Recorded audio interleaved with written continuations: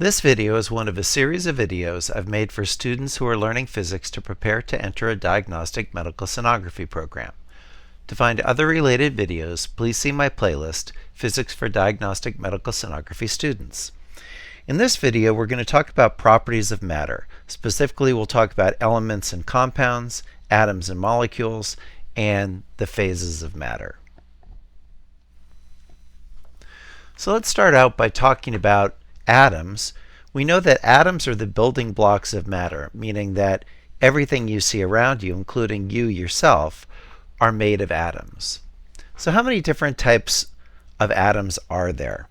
It turns out that there are 98 different types of naturally occurring atoms here on Earth and actually in the universe as well. And then there's some additional atoms that are unstable. That's what we call radioactive. But 98 stable atoms occur here on Earth. When we use the term element, what we mean is a material that's made up of only one type of atom. So for example, I list oxygen, gold, copper. You can, I'm sure, think of others. But in other words, if I have a sample of gold, it's only made up of gold atoms. Or if I have a sample of copper, like a copper pipe, it's only made up of copper atoms. Now we find that in general, atoms often combine to create different materials, and those are called compounds. So a compound is a material that's made up of two or more types of atoms. And probably the most common example we can think of is water, because water, each water molecule is made up of two hydrogen atoms and one oxygen atom. And we'll talk more about compounds in a little bit. For now, though, let's keep looking at the concept of an atom. So we want to look at what's inside an atom. Atoms only have three different things inside them: protons, neutrons, and electrons. And I want you to think about this for a minute. Every proton is identical to every other proton. Every neutron is identical to every other neutron. And every electron is identical to every other electron. So we really only have these three fundamental building blocks that make up atoms and obviously make us up and everything that we see around us. Think about that. If I were to give you three different types of blocks and I said, create everything you can see just by combining them in different ways.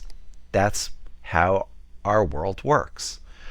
So the protons and the neutrons are bound together and they're located in the nucleus of the atom. So they're right in the center of the atom. And then the electrons move around the nucleus in some way. Now it's important to say that this diagram is not to scale, and I'll talk more about that in a minute. It turns out that protons and neutrons have about the same mass as each other, but almost 2,000 times the mass of an electron. And therefore, all of the mass of the atom, essentially, more than 99% of the mass of an atom is located in the nucleus.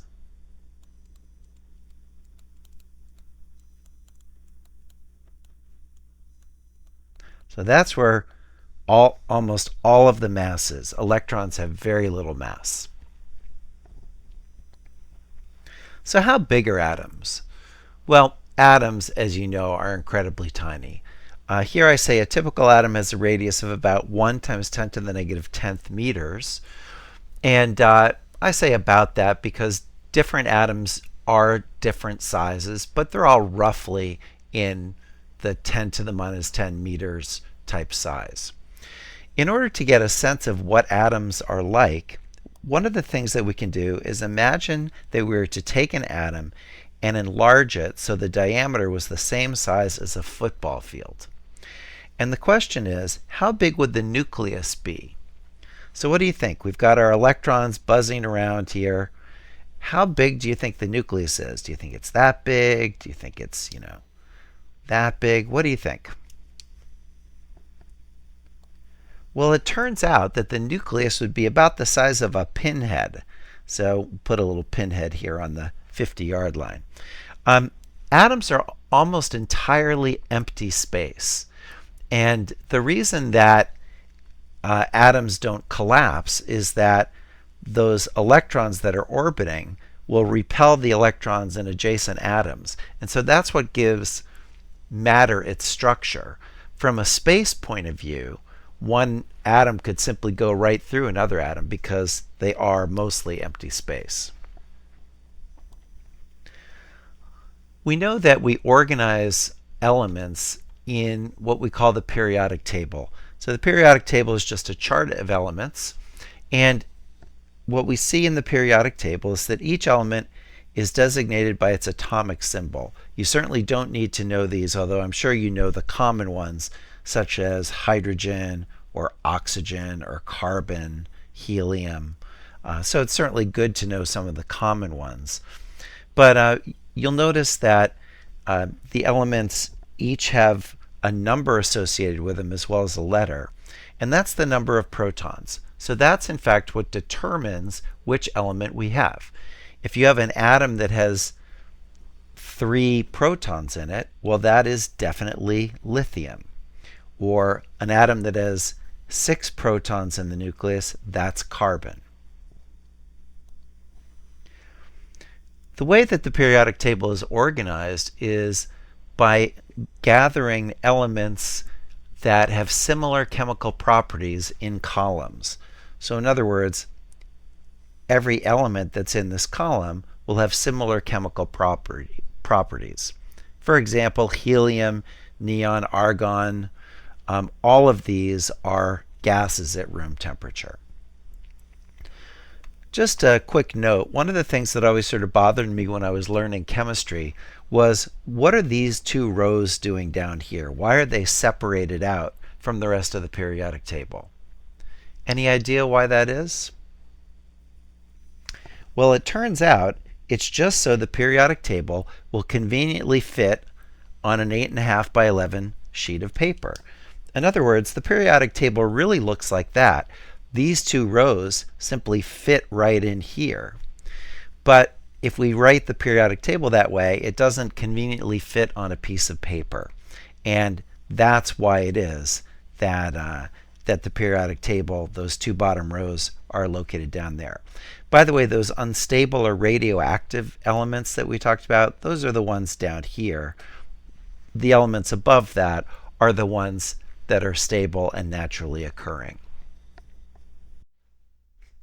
So how did the elements form? It turns out that when the universe began, the only element that was around was hydrogen. The elements heavier than hydrogen, so from helium upward, are actually formed in the interiors of stars. The sun is a typical star, and what powers a star like the sun is nuclear fusion. And we certainly won't go into the details of that, but basically, in the process of fueling the sun, what happens is that hydrogen is combined to form the heavier element. And that's how all the elements up to iron are formed. That's just during the normal fusion process inside a star. At the end of a star's life, one of the things that can happen when it's sort of run out of hydrogen to burn is that star can explode. That's called a supernova. And it turns out the heavier elements, the ones higher than iron on the periodic table, are only formed during the explosion of a star. What makes that interesting for us is that the atoms that make up you, that make up your body, we know that those atoms are older than our sun and earth. In other words, stars had to live, die, explode, and spread those heavier elements through our galaxy, and then when our sun and earth formed, those were present here on earth, and we could now be formed. So you are stardust, literally. Here's a question for you. Why are patients given oxygen when they're having trouble breathing? What do you think? Well, you might know the answer to this. The reason is because normally only 21% of what we breathe is oxygen. So if we look at the elements that are in the air, by far the most common element is nitrogen. 78% of our atmosphere is nitrogen. Oxygen only makes up 21%. And then you'll notice that we've got a number of other elements, argon, we have water vapor, carbon dioxide, etc. Those are in much smaller amounts. But therefore, if somebody's having trouble breathing, if they're just breathing regular air, only 21% of what's going into their lungs is oxygen. So by giving them pure oxygen, we can help their breathing. It's also kind of interesting to look at the elements that make up the human body. You'll notice that, again, it's really just a few elements that make up most of us. So if we look at kind of oxygen, carbon, hydrogen, and nitrogen, notice in terms of percentages, that's almost everything. All of these are very small amounts. By the way, you'll notice that the percentage of atoms of oxygen versus the mass is different. That's simply because oxygen atoms are much more massive, for example, than hydrogen atoms. So the amount of mass that hydrogen makes up in our body is only about 10%, but the number of hydrogen atoms compared to other atoms, that's 62%, because each hydrogen atom does not have very much mass.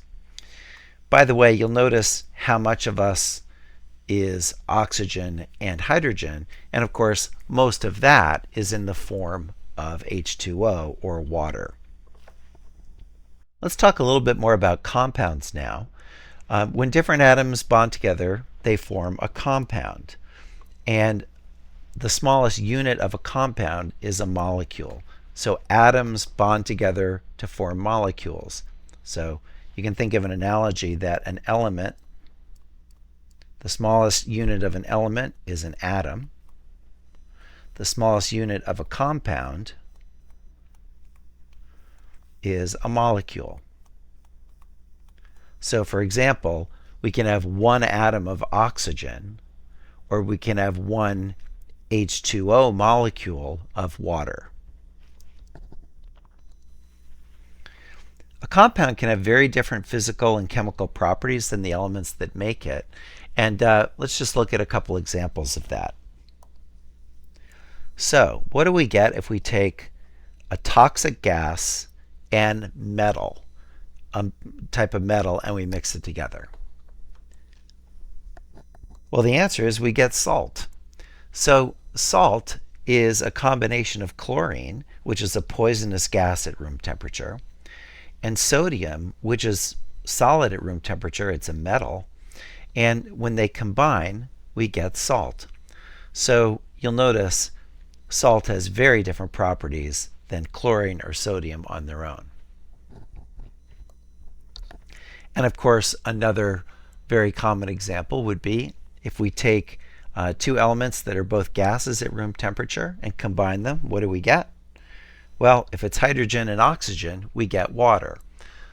So again, the properties of water are quite different than either oxygen or hydrogen in their elemental state. Let's talk about the phases of matter. So matter can exist in three common phases: solid, liquid, or gas. And probably when you're thinking about this, you think about water, because water goes through these different phases at temperatures that we have a lot of experience with. So we know that water both freezes and turns into a gas at temperatures that we can experience. But it's true for any material. So in other words, you might not think of a solid metal object as being able to be a liquid, but of course if you take a solid metal object and heat it up enough, it will turn into a liquid. Let's take a look at the solid phase first. A solid has a very fixed shape and volume, as you're aware, and the molecules are the most tightly packed in a solid. One of the things that will be important to us in our next video is that even though those molecules are in a structure and are tightly packed in, they can still vibrate. And we'll come back to that when we talk about energy, thermal energy, and temperature in the next video. If we look at a liquid, we know that a liquid can take on the shape of its container. So it's no longer, the molecules in a liquid are no longer locked together in the rigid structure that they are in a solid, but they can flow past each other. But the liquid still stays together. In other words, if you pour water on the floor, you'll notice the water still stays in, tries to stay together in drops. Finally, gas is our third phase of matter, and here the molecules move farther apart from each other. There is no real structure at all. Basically, the molecules are pretty much free to move independently of each other. And so if we have a gas, it's going to fill any space available.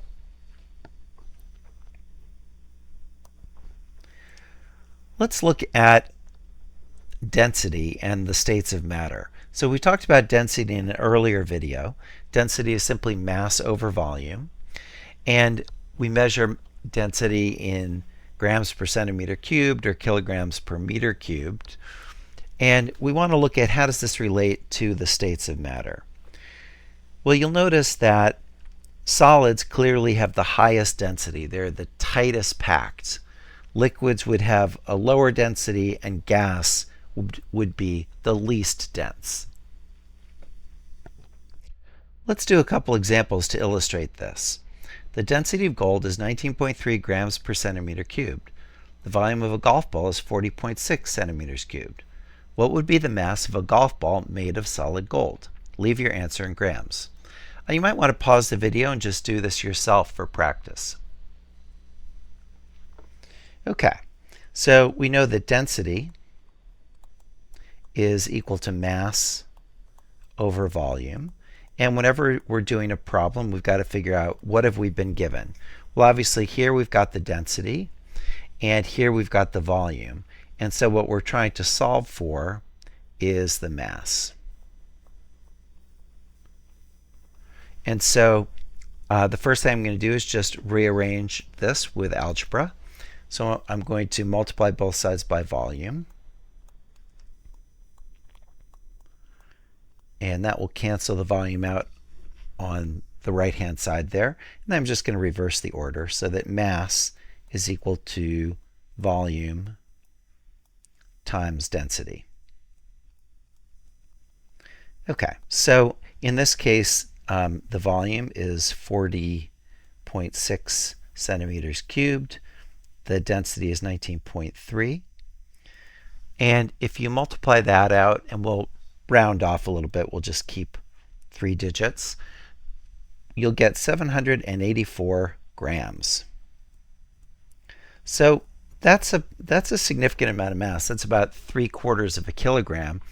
And a kilogram is pretty substantial. So if you took a golf ball and made it out of gold, it would feel much heavier than a normal golf ball. Let's do one more example. And again, you might want to pause the video here and try it yourself. The density of air is 1.29 times 10 to the minus 3 grams per centimeter cubed. The volume of a golf ball is 40.6 centimeters cubed. What would be the mass of air that occupies the same volume as a golf ball? Leave your answer in grams. Okay, so now we want to see if I took that same volume, but instead of it being gold, I had it be air, how much mass would be there? Well, using the result from the previous slide, we know that mass is equal to volume times density. And therefore, I'm going to take my volume of 40.6 centimeters cubed, multiply it by 1.29 times 10 to the negative 3 grams per centimeter cubed.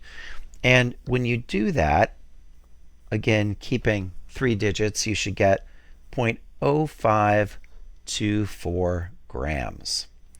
And so that really illustrates how much less dense a gas is than a solid. You'll notice that when we have the same volume, the amount of mass that we have for air is tiny compared to the amount of mass that we'd have when we take that same volume and have it be gold. By the way, just to give you a sense of how small that is, if I take a paper clip, the mass of a paper clip is about 1 gram. And that's kind of a nice thing to remember if you're trying to just think, what is a gram? Well, a paper clip has a mass of about 1 gram. So not very much, but notice this is 0.05 grams. So a gas is going to have very little mass per volume. In other words, it's going to have a very low density. In our next video, we'll move on to the topics of temperature and thermal energy.